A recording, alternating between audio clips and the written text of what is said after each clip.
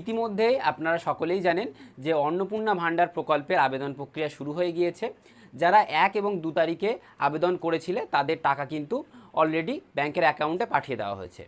কিন্তু যারা আবেদন করেছিলে 1 এবং 2 তারিখে তাদের অনেকের ফর্মে ডকুমেন্টগুলো ঠিকঠাক না থাকার জন্য তাদের ফর্ম বাতিল হয়েছে, এবং যারা ফর্মে কিছু ভুল করেছিলে বা সঠিকভাবে ফর্ম ফিল আপ করতে পারোনি তাদের ফর্মগুলো কিন্তু বাতিল হয়েছে। এর আগের ভিডিওতে আমরা দেখিয়েছিলাম যে কিভাবে স্টেপ বাই স্টেপ সঠিকভাবে ফর্মটা ফিল আপ করতে হবে। সেই ভিডিওটা আপনার এই ভিডিও ডেসক্রিপশন বক্সে পেয়ে যেতে পারেন, বা আই বাটনে ক্লিক করলেও কিন্তু ভিডিওর লিঙ্কটি পেয়ে যাবেন।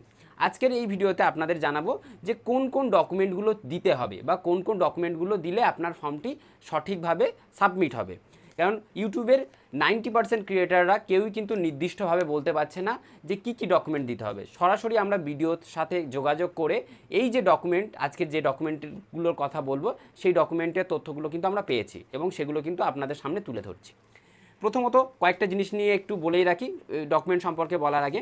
অনেকে যে বিষয়টা নিয়ে সবচেয়ে বেশি প্রশ্ন করছো যে এই যে ফর্মটা রয়েছে এই ফর্মটাতে এইখানটাতে এই স্বাস্থ্যসাথী কার্ডের এইখানে মানে হচ্ছে জীবন বীমা বা পরিবারের সদস্যদের স্বাস্থ্য বীমা, আপনাদের অনেকের কথা রয়েছে যে আমরা তো কোনো রকমভাবে অন্য কোনো সরকারি বিমার সাথে যুক্ত নই, তাহলে কি আমরা কি করব এখানে।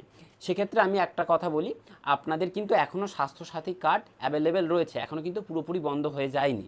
তাই আপনারা এখানে স্বাস্থ্যসাথী কার্ডটা লিখবেন এবং এর যে অ্যামাউন্ট মানে হচ্ছে বিমা অঙ্ক এখানে 5 লাখ টাকা লিখবেন। এটা আরও একটা প্রশ্ন অনেকের মধ্যেই যে সমস্যাটা দেখা দিচ্ছে সেটা হচ্ছে যে দাদা এইগুলোতে কি করব, সিএ এর আবেদনগুলোতে কি করব। এখানে জাস্ট প্রযোজ্য নয়, যদি আপনি না হয়ে থাকেন তাহলে প্রযোজ্য নয়তে টিক দেবেন এবং এখানে না কথাটা লিখে দেবেন। আর একটা প্রশ্ন আমাকে অনেকেই জিজ্ঞাসা করছিলে যে দাদা এই প্রকল্পের জায়গাটায় কি করব। এটাও আমরা রিসেন্টলি ভিডিওর সাথে কথা বলেছি বা ভিডিওর ম্যাডামের সাথে কথা বলেছি, তিনি আমাদেরকে পরিষ্কার যে বিষয়টা জানিয়েছেন যে যারা যারা লক্ষ্মীর ভাণ্ডার পেতেন তারা এখানে কিন্তু হ্যাঁ কথাটায় টিক দেবেন। যারা আবার বলছি যারা যারা লক্ষ্মীর ভাণ্ডার পেতেন তারা এখানে হ্যাঁ অপশানে টিক দেবেন এবং এখানে লক্ষ্মীর ভাণ্ডার কথাটা লিখবেন, ঠিক আছে। কিন্তু আরও একটা জিনিস, এইখানে যে প্রকল্পের পাশে এই যে হ্যাঁ বাটন রয়েছে এইখানে কিন্তু কেউ টিক দেবেন না। যদি আপনি এই হ্যাঁ অপশানে টিক দেন তার মানে আপনি আপনার নামটা ওই লক্ষ্মীর ভাণ্ডার বা অন্নপূর্ণার ভাণ্ডার থেকে প্রত্যাহার করতে চাইছেন, তো এইখানে কিন্তু টিক দেবেন না, ঠিক আছে।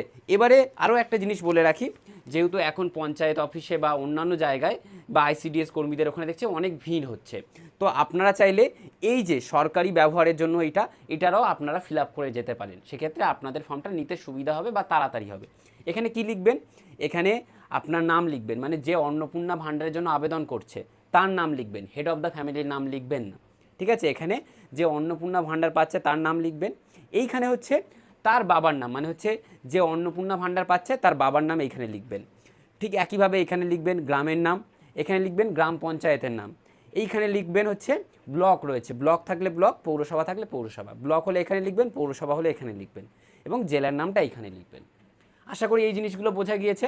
আর এইখানে হচ্ছে স্বাক্ষর কে করবে, স্বাক্ষর কিন্তু মূলত হেড অফ দ্য ফ্যামিলি করলে সবথেকে ভালো হয়, কিন্তু হেড অফ দ্য ফ্যামিলির অবর্তমানে পরিবারের যে কোনো প্রাপ্তবয়স্ক ব্যক্তি স্বাক্ষর করলে কোনো অসুবিধা হবে না। এবারে হচ্ছে যেটা বলার সেটা হচ্ছে কি কি ডকুমেন্ট লাগবে, যদিও আমি শেষে লিখে দেখিয়ে দেবো, তাও যেগুলো বলছি একবার ভালো করে শুনে নিন। প্রথম হচ্ছে যাদের যাদের সদস্যর নাম দেওয়া হয়েছে তাদের প্রত্যেকের আধার কার্ড, প্যান কার্ড, ব্যাংকের বই, মানে যেগুলো যেগুলো রয়েছে, ধরো কোনো এক শিশু রয়েছে তার প্যান কার্ড হয়নি, প্যান কার্ড দেওয়ার দরকার নেই, কিন্তু আধার কার্ড তো হয়েছে, আধার কার্ড দেবেন। মানে Aadhaar card, voter card, PAN card, ব্যাংকের পাস বই, রেশন কার্ড মানে হচ্ছে খাদ্যসাথী যে কার্ড বা ডিজিটাল যে কার্ডটা রয়েছে সেটা দেবেন। এবং আরেকটা বিষয় হচ্ছে আপনার যদি কাস্ট সার্টিফিকেট থেকে থাকে তাহলে আপনি কাস্ট সার্টিফিকেটটা দেবেন। তারপরে আপনি যে হায়েস্ট এডুকেশন কোয়ালিফিকেশান বা সর্বোচ্চ শিক্ষাগত যোগ্যতাতে যেটা লিখেছেন আপনি যদি সই করতে পারেন, কিন্তু আপনি দেখা গিয়েছে 8 পাস করেছেন, তাহলে 8 পাস সার্টিফিকেট দেখাতে হবে। 8 পাসের নিচে যারা রয়েছে ক্লাস 5 পর্যন্ত পড়েছো, 4 পর্যন্ত পড়েছো, তাদের কিন্তু সার্টিফিকেট দেখাতে হবে না। তাই যাদের সার্টিফিকেট নেই বা কোনো রকম সার্টিফিকেট নেই তারা 8-এর নিচে লিখবে, মানে হচ্ছে 5, 6 লিখলে অসুবিধা হবে না। কিন্তু যারা 8, 9, 10 এরম বা মাধ্যমিক লিখবে তাদের কিন্তু সর্বোচ্চ শিক্ষাগত যোগ্যতা যে সার্টিফিকেটটা সেটা কিন্তু জেরক্স করে অ্যাটাচ করতে হবে ওর সাথে। তারপরে আরও একটা বিষয় হচ্ছে যে এসআইআরের ফর্ম বা এসআইআরের কপিটা, যেটা আমি একটু দেখিয়ে দিচ্ছি। এটা হচ্ছে এই ভোট দেওয়ার আগে বিওলো ম্যাডাম কর্তৃক এরকম একটা জিনিস আপনাদের দেওয়া হয়েছিল। তো এই কপিটা কিন্তু আপনাদেরকে ওই ফর্মের সাথে জেরক্স করে অ্যাটাচ করতে হবে। ঠিক আছে, এবারে বলি কি, বাচ্চাদের ক্ষেত্রে, বাচ্চাদের যাদের টিকাকরণ হয়ে গিয়েছে তাদের কিন্তু টিকাকরণের স্লিপটা বা টিকাকরণের যে কার্ড, সেই কার্ডের ছবিটা দিতে হবে। কিন্তু কার্ডের কোন অংশের ছবি দেবেন, যেখানে ওই যে ভ্যাকসিন বা টিকাকরণের তারিখগুলো লেখা রয়েছে সেই অংশের ছবিটা দেবেন। ঠিক আছে, আর আরেকটা হচ্ছে জমির কোন তথ্য দেবেন, জমির রেকর্ড বা পর্চা দেবেন। যারা রেকর্ড বা পর্চা কথাটা বুঝতে পারছেন না, তারা পরিবারে যারা একটু জমি সম্পর্কে জানে তাদেরকে দেখালে তারা বলে দেবে। যদি ওটা না থাকে তাহলে জমির মিউটেশনের কপি দিতে পারেন।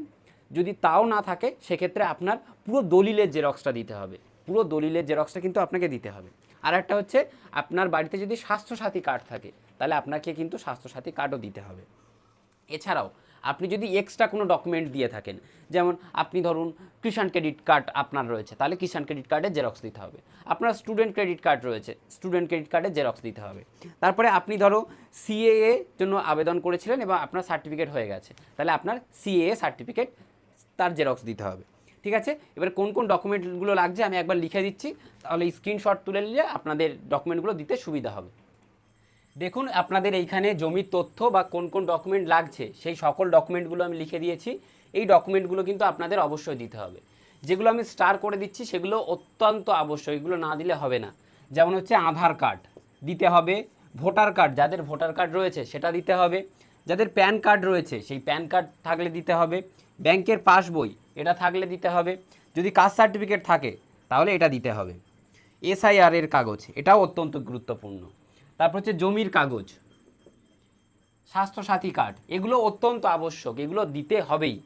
তারপর হচ্ছে এছাড়াই সর্বোচ্চ শিক্ষাগত যোগ্যতা, শিশুর টিকাকরণের কার্ড, রেশন কার্ড, এগুলো কিন্তু দেওয়া রয়েছে। আমি একটু সরে যাচ্ছি, আপনারা এটা স্ক্রিনশট তুলে নিন, তাহলে আপনাদের ডকুমেন্টগুলো সাজাতে সুবিধা হবে। আশা করি এটা স্ক্রিনশট তোলা হয়ে গিয়েছে। এবারে বলছি আপনারা ডকুমেন্টগুলো সাজাবেন কি করে। প্রথমে বাড়ির যে হেড অফ দ্য ফ্যামিলি তার এই সকল ডকুমেন্টসগুলো দেবেন, যা যা রয়েছে সেগুলো। তারপর হচ্ছে দ্বিতীয় সদস্য, তারপরে তৃতীয় সদস্য, এরমভাবে কিন্তু দেবেন। এবারে আরও একটা বিষয় হচ্ছে একটু বলে রাখি, সেটা হচ্ছে জমির কাগজ। অনেকেই বলছে যে জমির খাজনা দিতে হবে, জমির খাজনা দেওয়ার দরকার নেই, জমির রেকর্ডটা কিন্তু দিতে হবে। আরও একটা কথা হচ্ছে, আপনার নিজের নামে যদি জমি না থেকে থাকে, আপনার বাবার নামে হয়তো জমি রয়েছে, সেক্ষেত্রে আপনি না বক্সে ক্লিক করবেন এবং জমির পরিমাণে কিছু লেখার দরকার নেই।